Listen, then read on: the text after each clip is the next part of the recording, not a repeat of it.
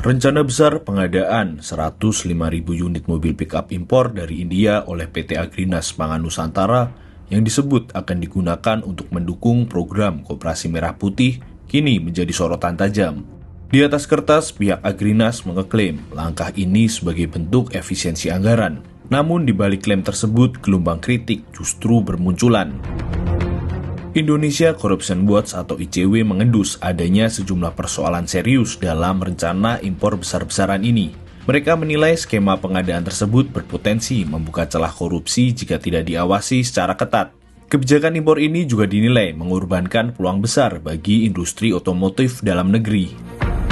Peneliti ICW, Wana Alamsyah, menegaskan bahwa proses pengadaan oleh PT Agrinas diduga tidak sejalan dengan prinsip transparansi yang diatur dalam Peraturan Presiden Nomor 46 Tahun 2025 tentang pengadaan barang dan jasa.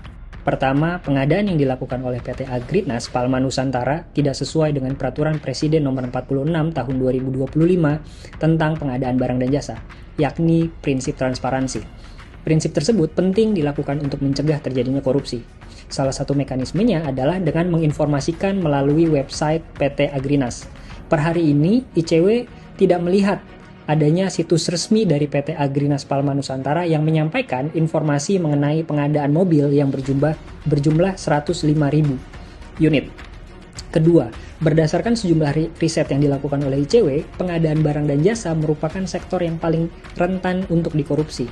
Dari temuan tersebut, ketika tidak adanya transparansi yang dilakukan oleh PT Agrinas, maka rawan terjadi bancakan. Salah satunya adalah melalui markup harga yang berimplikasi pada pemborosan biaya negara ataupun juga berpotensi melakukan atau memiliki persekongkolan atau persaingan usaha yang tidak sehat. Dan yang ketiga, metode penunjukan langsung yang ada di dalam Peraturan Presiden Nomor 46 Tahun 2025 tentang pengadaan barang dan jasa saat ini cenderung problematik. Kenapa? Karena salah satu syarat untuk melakukan penunjukan langsung ketika proyek tersebut adalah prioritas presiden tanpa adanya batasan anggaran. Hal ini menimbulkan persoalan ketika informasinya tidak dapat diakses oleh publik. Dari sisi ekonomi, kebijakan impor 105.000 pickup ini juga dinilai sebagai sebuah kerugian. Direktur Ekonomi Digital Selios, Nailul Huda, menyoroti absennya unsur TKDN dalam kebijakan ini. Inilah tidak ada unsur TKDN. Kenapa kita kemarin menghitung terkait apabila ini diproduksi di dalam negeri, itu keuntungannya cukup besar. Karena apa? Karena di situ muncul multiplier effect-nya, Mas Vino. Multiplier effect-nya ini kan bukan hanya dari sisi perdagangannya saja, tapi industri otomotif kita mampu berkembang, dan di situ ada industri ban, ada industri kaca, dan sebagainya. Yang saya rasa itu ditopang dengan permintaan yang seharusnya ditopang dengan permintaan dari program kerja MP ini.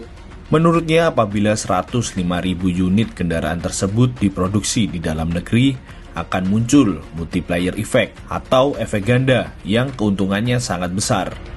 Menanggapi berbagai sorotan ini, Direktur Utama PT Agrinas Pangan, João Angelo de Sousa Mota, membantah adanya pelanggaran aturan. Ia menegaskan bahwa impor tersebut bertujuan untuk efisiensi anggaran. Menurutnya, skema pembelian langsung dari pabrikan di India seperti Mahindra dan Tata Motors mampu menghemat biaya hingga 43 triliun rupiah dibanding menggunakan harga e-katalog pemerintah. Selain itu, langkah ini juga penting untuk memenuhi kebutuhan 70.000 unit pickup 4x4 secara cepat tanpa mengganggu rantai distribusi komoditas lain di pasar domestik. Untuk melakukan impor mobil itu tidak perlu aturan khusus gitu, sehingga saya rasa kalau sesuai dengan aturan tidak ada yang kami langgar gitu.